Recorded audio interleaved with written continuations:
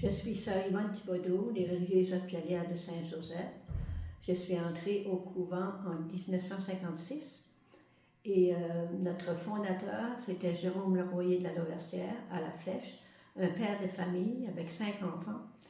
Et c'est lui qui a fondé la congrégation et après la congrégation est allée à Montréal et à Tracadie la communauté la plus ancienne. C'est là que j'étais avant de venir à Bathurst. Le pape Jean-Paul II avait décrété en 1997 la journée mondiale des consacrés. Puis lui, il disait que la vie religieuse était un don donné à l'Église par Dieu le Père.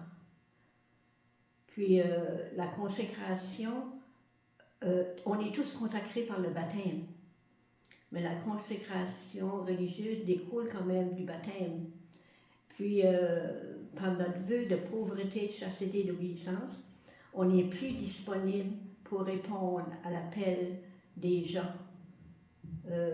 On était connus d'abord sous toutes les congrégations religieuses, je pense, étaient connus par rapport à nos œuvres. Puis nos œuvres, c'est qui sont parties maintenant. Qu'est-ce que moi que j'ai maintenant pour dire je continue ma vocation, mon appel, ma mission. Alors c'est à travers tous ces questionnements-là qu'on sent qu'il faut changer notre optique. On n'a plus la satisfaction de notre travail comme avant, en fait, ça. Dans tous les cas, je voudrais vous dire une anecdote qu'une fois, quand j'étais jeune religieuse, je suis allée chez mes parents qui demeurent à Montréal. Puis en sortant, en allant vers le corridor, mon père m'a montré une image qu'il y avait là. Puis c'était une photo de Jésus qui frappe à la porte. Puis là mon père m'a dit, « As-tu remarqué, Yvonne, qu'est-ce qu'il y a de différent sur ce poste-là? » J'ai regardé. Oh, j'ai dit, « Elle n'a pas de poignée. » Il a dit, « C'est lui qui frappe. La poignée est en dedans. » Mon père c'était des ouvriers, hein. Puis ça m'a toujours suivi ça, parce que je me disais, c'est vrai, c'est lui qui a frappé à la porte de mon cœur. Comment j'ai répondu, tu sais, avec mes qualités, mes défauts, puis ça m'a toujours comme motivé à essayer de répondre à la porte du Seigneur quand il frappe. Ça peut être un appel qui vient de l'extérieur aussi.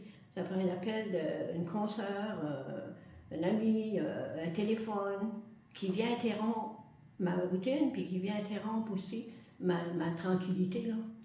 Ça fait là, j'ai dit, là, la priorité, c'est là. Il faut que je le respecte, il faut que je l'écoute, puis il faut que je l'encourage dans qui a des questions à me demander, qui me demande si je suis capable. Puis, c'est ça. Mais aujourd'hui, je pense que dans la vie religieuse, les laïcs se demandent, pas tout le temps, mais assez souvent, je me fais demander, comment ça se fait que vous avez été là, entré dans un couvent, vous isolez? Vous auriez pu faire une bonne mère de famille, vous auriez pu vous avez une autre profession, vous auriez pu avoir votre voiture, etc., etc. Ben, prendre notre vœu, ça nous rend vraiment libres dans nos vœux de chasteté, pauvreté, obéissance. Puis, dans la société où est-ce qu'on vit, là, c'est pas facile d'attendre l'appel, là. Il y a beaucoup de bruit, beaucoup de choses qui nous distraient, c'est pas les mêmes valeurs, les valeurs qui sont un peu mélangées et tout ça. Puis je pense pour les jeunes, pour entendre l'appel aujourd'hui, c'est pas facile, mais Dieu appelle tout le temps. Ça fait, il est là, puis il faut seulement, parce qu'il va mettre des personnes sur notre route, là. L'appel vient du Seigneur, mais elle peut venir de d'autres aussi. Elle peut venir, comme, je ne sais pas moi, des parents, le milieu familial d'abord, hein, c'est bien important.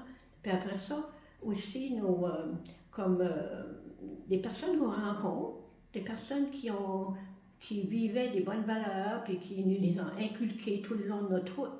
C'est pour ça, moi, après 68 ans de vie religieuse, c'est comme mon leitmotiv, ça. Si quelqu'un frappe, je me dis, faut que je réponde. Parce que je suis libre. J'ai toujours été libre de répondre à l'appel quand il a frappé. Il a dit, le Seigneur a dit, je suis à la porte et je frappe. Si quelqu'un entend ma voix et y répond, je rentrerai chez lui, je souperai avec lui et il demeurera, on demeure lui avec moi et moi avec lui. Ça veut dire qu'on n'est jamais seul, le Seigneur va toujours nous aider. Puis c'est ça que vraiment que je pense qu'on est sur la terre pour s'aider les uns les autres, se pardonner. C'est pas facile tout le temps la vie religieuse non plus, là. Si je veux dire, on a nos bas, on a nos hauts.